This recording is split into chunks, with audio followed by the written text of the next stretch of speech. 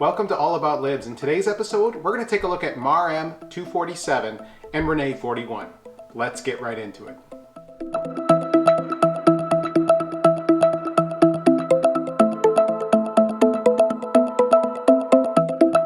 Okay guys, so first up we're going to actually cover Marm 247. Now that MAR stands for Martin, was an old company that eventually merged with Lockheed and became Lockheed Martin. It developed the alloy.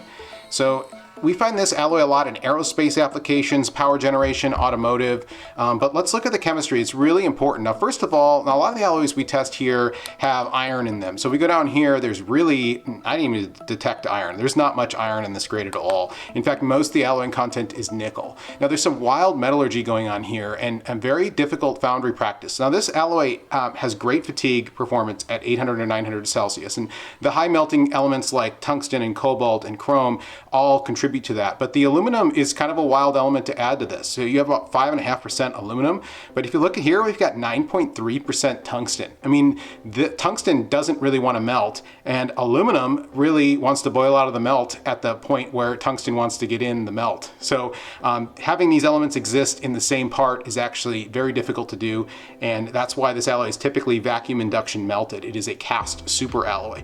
But let's go down the list here. Chrome, about 7.26%, the aluminum 5.5%, a little bit of titanium, but that tungsten level being very high and having a lot of alloy content, especially for a cast grade, is a pretty cool grade to get my hands on. Okay guys, so the next alloy up is actually called Renee 41. Now this is a standard here of Renee 41. We're going to call this 198. I'm going to set it aside for a minute while we talk about the chemistry. But we have a lot of chrome in this grade. So this is another nickel base. We've got chrome, molybdenum, cobalt, iron, aluminum, and titanium as the main alloying elements. And so without further ado, let's actually test this grade here. So I'm going to approach it with the analyzer and just test it. Now this Renee 41 was designed for hot jet engine components, bolts, fasteners, and sometimes even missile components. Okay, again, high temperature grade has that nickel, a lot of nickel. We have chrome, a significant amount of chrome, cobalt, moly, titanium, and aluminum that we just went over. And those grades, you can compare them to the cert, pause the video, or go back and compare. But we're pretty close to those grades. We have 100% match. M252 is another alloy name for this. This alloy was used for re-entry shingles in the human spaceflight program by NASA called the Mercury, Project Mercury. And so that's where it kind of got its claim to fame. It's still used today in the jet engine industry. And it, as you can see, it's easy to sort or easy to see with handheld libs. So as you just saw, Marm 247 and Renee 41 are two alloys easily sortable with handheld libs.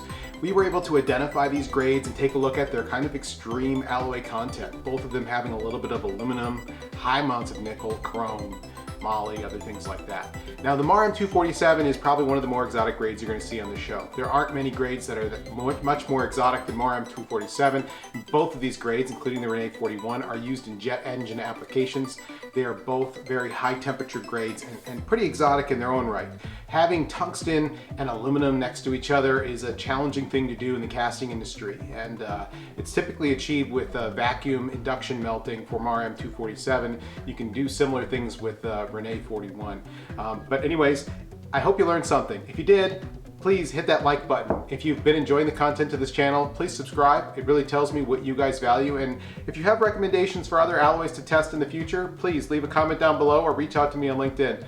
Thanks for tuning in this week, and we'll see you next time.